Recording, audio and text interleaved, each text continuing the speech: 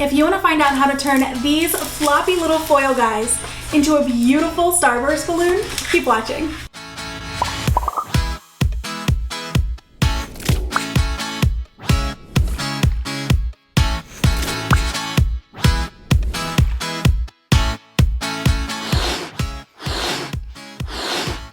What's up, friends? It's Rachel here with Bubbly Balloon Co. I am extending my balloon garland basic series into other kind of basic skills, tips, tricks that I think every balloon artist should have up their sleeve. So in this video, I'm going to be showing you how to make a starburst balloon. They look super confusing, they look really cool at the end, but it starts out as just kind of a lump of flat foil. So I'm going to show you how to turn this into a beautiful starburst balloon like this.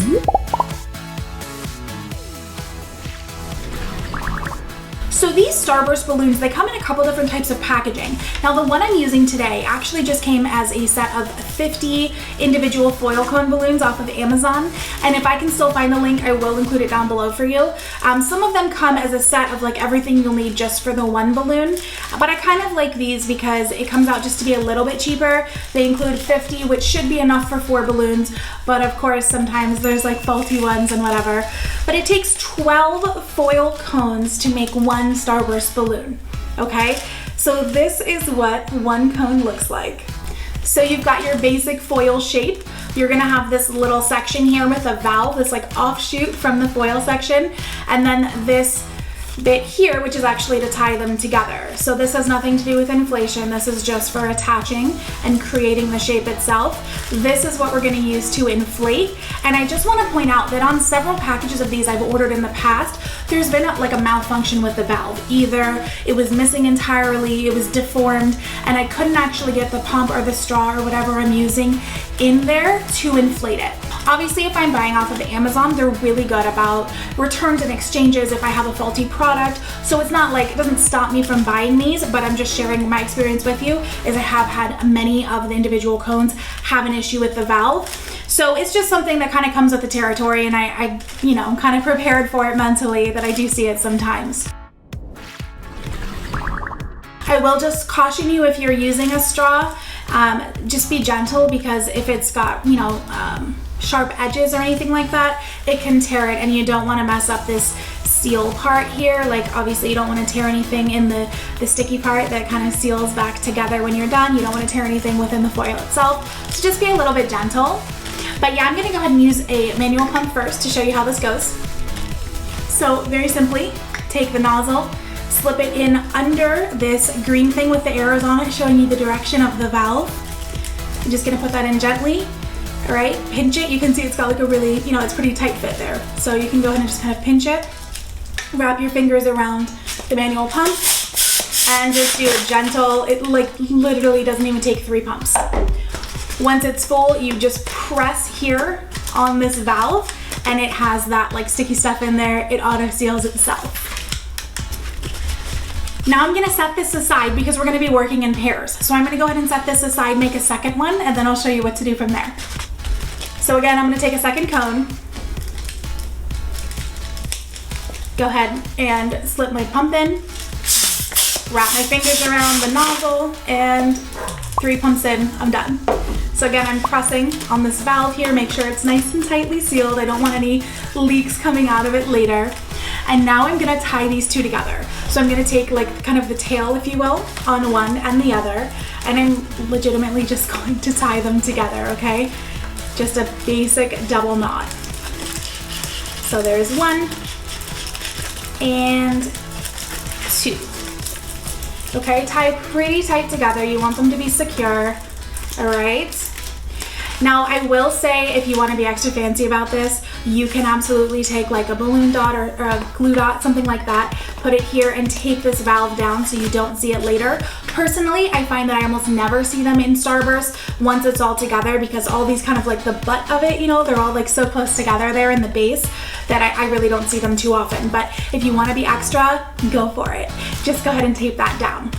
Now in terms of tying these together, I actually want to point out that you do want a little bit of space there. You don't want to tie them super close together. You could do 1 or 2 pairs that are pretty tight there at the base, but you want to actually leave a little bit of space there. And you'll see as we start building this out, we're going to have 6 pairs in the end for 12 cones total, right? So when you get those 6 pairs and you're twisting them all together, it actually gets pretty tight in there. So you're gonna be really thankful that you have several of them with that extra space, okay? And hey, if you like what you're seeing on the channel, you know what to do. So I'm gonna go ahead and inflate the next one.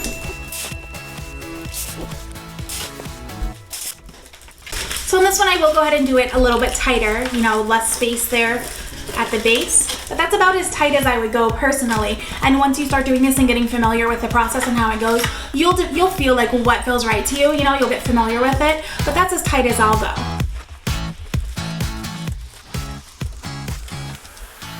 Like, this is so fast to create. We're already halfway done. They add such a pop and they make such a difference on designs, and they're so easy to do once you get the hang of it. Like, this is gonna up your game.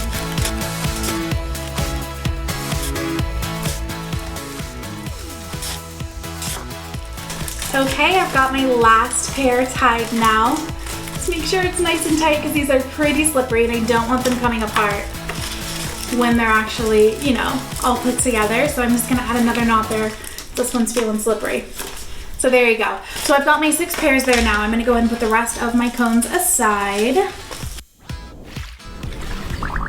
Now I'm gonna go ahead and take any 2 pairs. Actually, I'm gonna start with some of the tighter pairs, and then I'll leave myself a little more room. The larger ones I can take advantage of at the end when it starts to get pretty tight. So I'm just gonna take these 2 pairs, cross them in the middle, and I'll honestly just twist. Just twist like several times so it starts to feel pretty good. And then as we add in more pairs, it's gonna feel more and more secure as we go, and you'll see what that feels like. So I'm gonna grab another pair here, go ahead and add, kind of smoosh the centers together. Almost just like what we do with latex balloons, right? And lots of twisting.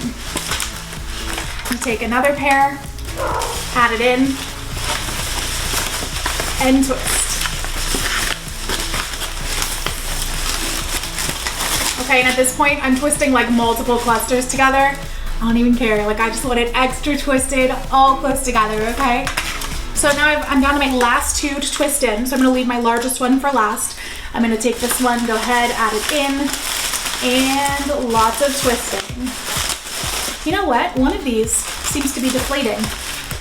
Let me see if I can fill that out, or if something's wrong with it. Oh no! This one died. So this is what I'm talking about, guys. Sometimes there are faulty ones, and that's why I like getting this pack of 50 personally.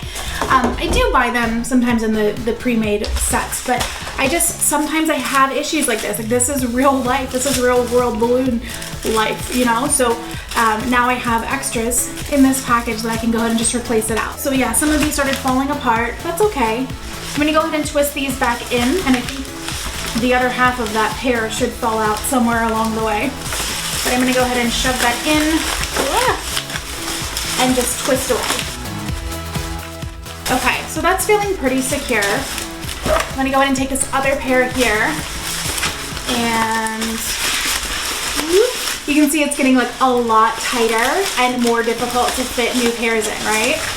Like, by the end of this, I mean, I would encourage you to put as many pairs in as you want, but I'm gonna be honest, after 6, I don't think I can fit any more in. It gets pretty tight. Ah, another one popped out.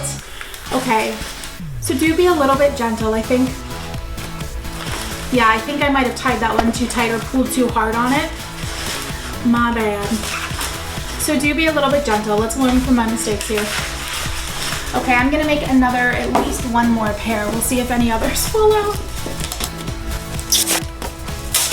The other thing is you don't want to overinflate, you know, when it's too much air in there with too much pressure, that makes it obviously easier to burst and you're gonna, you know, lose that balloon. So for me, that's about 2.5 pumps on this. Just over 2 pumps is all it can take.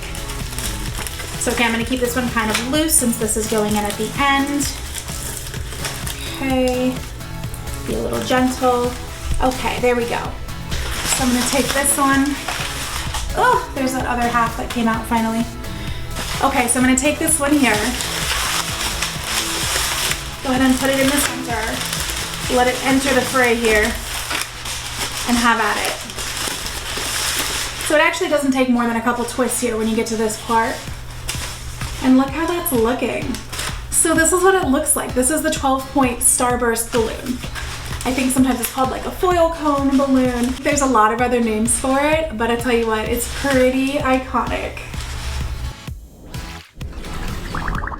So then when you're gonna go ahead and install this, I would use either, personally I usually use 260, you can use fishing line, a large rubber band, anything to kind of tie around the center, and sometimes I will tie from multiple angles. So if I'm using a 260, here, let me show you. If I'm using a 260, I will go ahead and take it and wrap around the center, you know, through the center, just to try to make sure that I am holding in place as many of those tied like connection bits as possible, if that makes sense. So I personally would do just like a few here, and that feels like I just got a lot of them. It feels pretty secure. And then I'm just gonna go ahead and tie off that 260 down there, and there, boom. It's completely disappeared. You cannot see the 260 in there. Yet, I'm left with this beautiful little guy here that I can then easily attach into my garland with, okay? So I'm gonna go ahead and make a second one so you can see how that goes.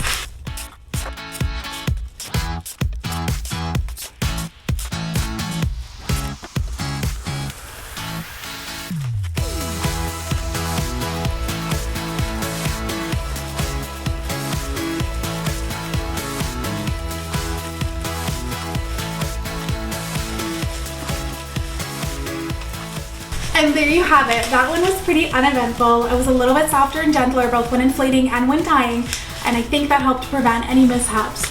But this is 6 pairs, 12 balloons. Look how beautiful that came out. So I'm gonna take a 260.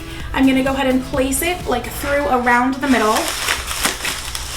Keep holding one end while twisting the other back through the middle again, maybe in a different direction, just to try and make sure I really am holding as many of those connection points in place, as many of the points where it's tied, and then go ahead and tie it off to itself. And again, that one end has disappeared, and I'm left with what I need to attach it to my garland seamlessly. You can also use fishing line, you could use a giant rubber band, whatever you're into. I personally am really obsessed with the 260 method, but that is all it takes to make a beautiful giant starburst balloon. It doesn't take more than 5 minutes to make one of these, and I'd say they cost around $5 a piece. So it's a really big way you can add a lot to your garlands without spending a whole lot of time or money on it. I hope that answered your questions on how to inflate and actually use a starburst balloon. What other areas of being a balloon artist do you want to know more about? Is there some in-depth tutorial you really want to see? A certain type of balloon or creation that you want to know how to make? Let me know. I am expanding my Balloon Garland Basics series, as I already said, and I want your input. What would you like to see from me? Go ahead and let me know down below, and I'll see you in the next video. There you go, buddy.